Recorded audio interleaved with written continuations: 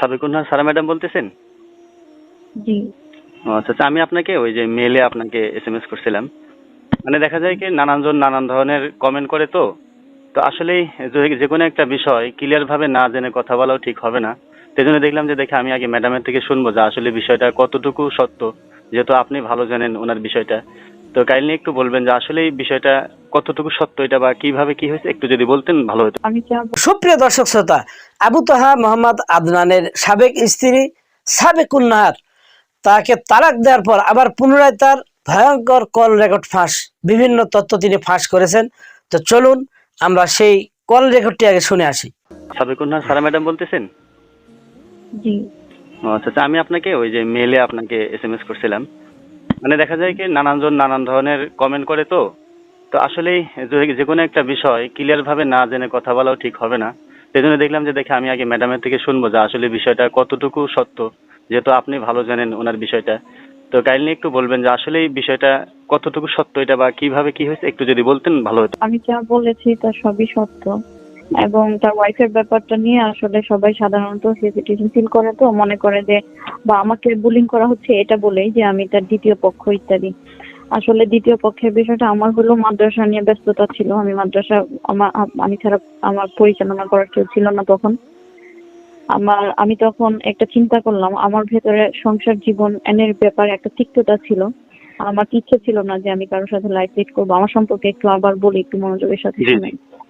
তো আমার ইচ্ছা ছিল না যে আমি সংসার জীবন করব বা বাচ্চা কাচ্চা নিব, এরকম কোনো ইচ্ছা ছিল না। আমি এতটাই মানে ফ্রাস্ট্রেটেড ছিলাম এই বিষয়ে। দেন আমি এই সিদ্ধান্ত থেকেই আমি তার অফারটা চুজ করি, এটা ভেবে যে আমি তার সাথে তো আমার লাইফ লিড করতে হবে না, যেহেতু তার ওয়াইফ আছে সে তার জায়গায় থাকবে, আমার একটা ছায়া থাকলো। স্বাভাবিক একটা ডিভোর্সি মেয়ে এটা ভালো না, এবং সে যেহেতু প্র্যাকটিস করে অবশ্যই এটা আমার জন্য ভালো হবে। আমি তো আর সংসার জীবনে একসাথে থাকবো না, তো সে তার জায়গায় এরকম আমার একটা চিন্তা কাজ করছে, আমি মাদ্রাসায় থাকবো।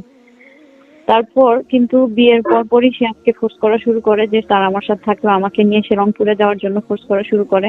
সে আমাকে ছাড়া থাকতে পারে না ইত্যাদি ইত্যাদি।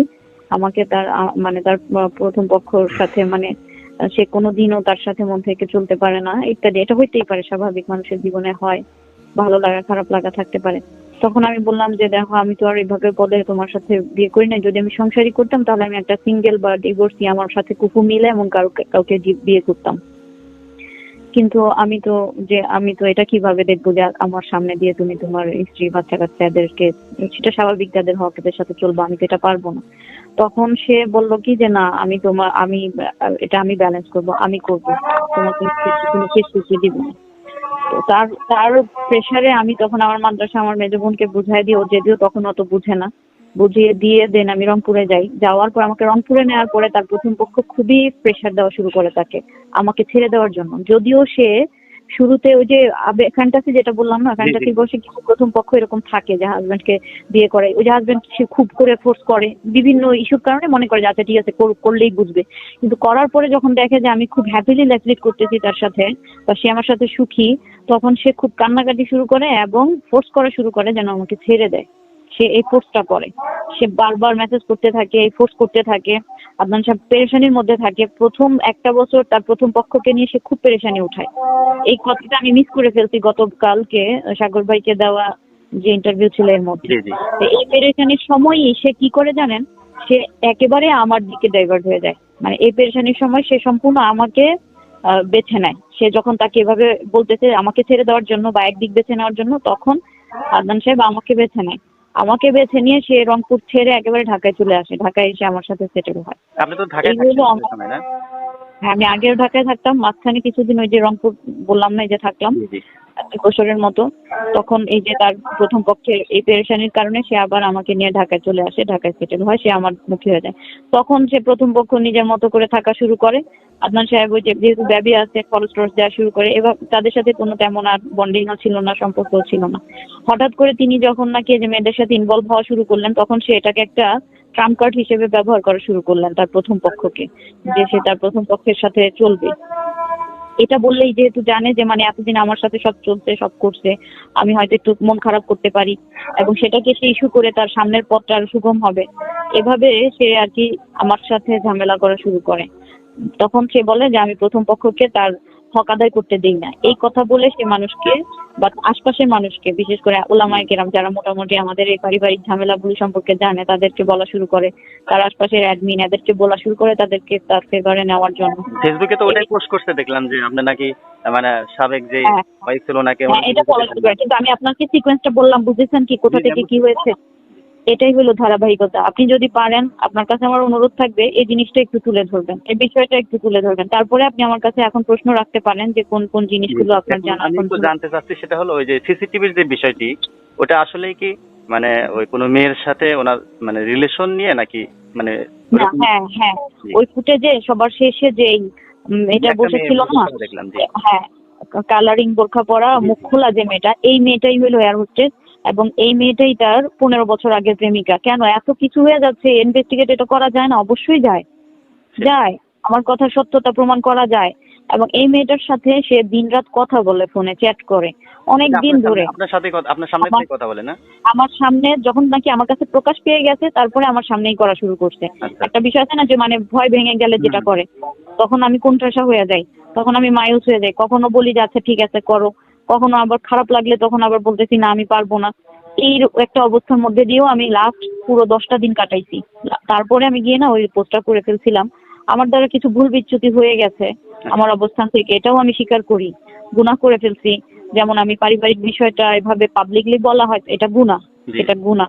আর আমি সবার সাথে মানে আলেমদের সাথে আমি অনেক চেষ্টা করছি, সে বসে নাই। এটা পাবলিকলি না হলে সে বসতোও না, কোনোদিন আমাকে স্পষ্ট কথাও বলতে দিত না।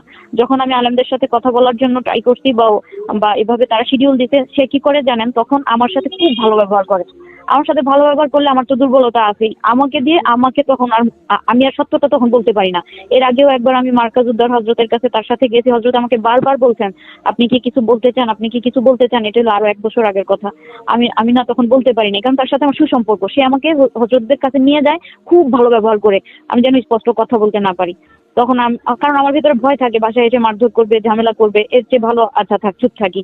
কারণ এখন তো এটা ঝামেলা না। আমি সব বুঝে শুনেই আমি আসলে পোস্টটা দিয়েছি। আমি জানি যে এরপরে হয়তো আমার দ্বারা সবকিছু স্পষ্ট করা সম্ভব হবে হযরতদের কাছে। কারণ সে কি করে, আপনাকে যে মারধর করেছে এটা সত্য না? বেশাক সে একদিন মারধর করছে এরকম না, সে আমাকে প্রচুর নির্যাতন করছে, প্রচুর প্রচুর। এটা মানে আসলে কি, সে বদমেজাজি। আর মারধর আমাদের সমাজের নারীরা না যে অনেক খারাপ, এটা সত্য কথা। তো নারীরা অনেক খারাপ না, নারীরা মুখে মুখে তর্ক করে, অনেক কথা বলে, সেজন্য হাজবেন্ডরা হয়তো বা মারধর করে, তাও তার মতো না। আর কিন্তু আল্লাহর কসম করে বলি, আমি আল্লাহর জমিনের উপরে আছি, আমার জান্নাত জাহান্নামের ফয়সালা যে আল্লাহর হাতে। আমি কোনোদিনও আমি তাকে কোনো ভয়াবহ কোনো ইস্যু ছাড়াই সে আমাকে মারতো। সে বলতে চায় কি, যে ওমরায় যাবে, সবাইকে একসাথে নিয়ে যাবে। আমার এটা ব্যক্তিত্বের সাথে আমার ভালো লাগে না। আমি বলি কি, যেন তুমি যাও, আমার ভালো লাগে না। তখন সে আমার উপরে মারা শুরু করলো। চিন্তা করছেন, আমার একটা রুচি থাকতেই পারে, সে আমাকে এতটুকুতে মারা শুরু করলো। বললাম না যে আমি বলতেছি আমি রাস্তা চিনি না, সে বলতেছে আমি চিনবো না কেন। তারপরেই আমাকে বলতেছে আমি চিনি না বললাম, আবার মুখে মুখে তর্ক করে এরকম বলে।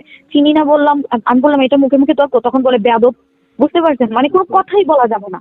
এই ধরনের ডমিনেটিং একটা ক্যারেক্টার এবং হচ্ছে প্রচন্ড বদমেজাজি। আল্লাহ হয়তো তাকে এখন যদি আল্লাহ চাই ইসলাহ দান করবে, তবে হয়তো এই যে যারা আস্ফালন করতেছে তার ভক্তরা, এই আস্ফালনের চোখে তার পুরোপুরি ইসলাহ হবে না। তাকে যদি তার সত্যটা রিকগনাইজ করতে দিত ভক্তরা, সে এখন ভক্তরা এত লাফালাফি করতেছে, সে নিজেকেই সত্য মনে করতেছে। আর সে তো উন্মাদ হয়ে গেছে, সে এখন নিজেকে বাঁচানোর জন্য কোনো কিছুতেই মানে কোনো আল্লাহর ভয়ের বিষয় বা ওয়াল্লাহি বলতে সে ভয় পাইতেছে না। ইয়ার হচ্ছে সে বিষয়টা সত্য। এবং ওই দিন তার সাথে যেটা বলতেছিলাম, সারা রাত কথা বলছে আগের দিন, তারপরে ওই দিন আসছে, এভাবে কথাবার্তা চালাচ্ছে তারা। এইভাবে মানে যে ধরনের ঘনিষ্ঠ কথাবার্তা, যেমন ভালোবাসা, ভালোবাসি, এগুলো আমি কিভাবে নেই? আমি তো তাকে অনেক ভালোবাসি, আসলে আমি তো তাকে তার প্রথম পক্ষের মতো ছেড়ে দেইনি। আমি এটাই বলছি গতকালকে, হয়তো যদি শুনে থাকেন। না, আমি সাগর ভাইকে এটা অফার করেছিলাম যে আমাদের সাথে কাউকে রাখা যায় কিনা। তো তিনি বলতেছেন আসলে কাকে রাখবো, আসলে আমি তো আর চিনি না। সাগর ভাইয়ের সাথে আমার লাস্ট 1 সপ্তাহ ধরে কথা হচ্ছে। আমি বারবার এটা বলছিলাম, এই ম্যানেজ করতে পারছে না বলেই আর মানে সেভাবে পরে বলে যে আপনি আসেন, আপনার সাথে তো আমরা আগেও প্রোগ্রাম করেছি, আমি সেই বিষয়টার রেফারেন্স টেনেই আমি আপনাকে প্রেজেন্ট করবো। ইভেন আমি সাগরকে এটাও অফার করেছি যে আমি শুধু অডিওতে কথা বলি। তিনি বললেন না, আসলে একটা স্ট্যান্ডার্ড আছে, একটা শো এর, আমরা একটা শো করতেছি, এখন বর্তমানে আদনান সাহেবের সাথে কি আপনার কথাবার্তা হয় নাকি উনি আর যোগাযোগ মানে রাখছেন? না না, গতকালকে যখন লাইভ হলো, লাইভ হওয়ার পরে সরাসরি মার্কাজউদ্দৌলা হযরত তিনি আমাকে কল করছেন। তারা বসে আছেন 12 নম্বর, তার একটা মার্কাজ আছে সেখানে। দেন আমি সেখানে গেলাম, আমার ভাই ছিল, আমার বোন ছিল, আমার ফ্যামিলি মেম্বার ছিল, আর সেখানে আদনান সাহেব ছিল। সেখানে মানে আমাদের আর কি বিচ্ছেদের প্রসেসে আমরা আগাচ্ছি ইনশাল্লাহ। ওখানে ফাইনাল কথা তবুও হয় নাই, অনেক রাত হয়ে গিয়েছে তারপরেও ইনশাল্লাহ। এখন আপনার ইচ্ছা কি? এই জন্য কালকে রাতে 3টা 3:30 পর্যন্ত হযরত বসেছিলেন। আচ্ছা আচ্ছা। সেটাতে খেয়ালি করে না। সে বলে যে আমি তারাহান জামিলা চাই। আমি তো বলছি যে সে যদি যা করে, যেগুলো আমি কষ্ট পাচ্ছি, পেয়েছি, যেগুলো সে আমাকে কষ্ট দিচ্ছে, এগুলো যদি না করে, তাহলে তো আমি কোথায় যাব? আমি কেন যাব? আমার দুটো বেবি নিয়ে, আমার একটা অতীত আছে, আমার এত সুন্দর সংসার, আমি কেউ নিশ্চয়ই নষ্ট হইতে দিতে চাই না। কিন্তু সে আমাকে এত পেইন দিচ্ছে, আমার আসলে আর সামনে রাস্তা নাই। আমার এখন একা থাকতেই ভালো লাগে। সে ভালো থাক।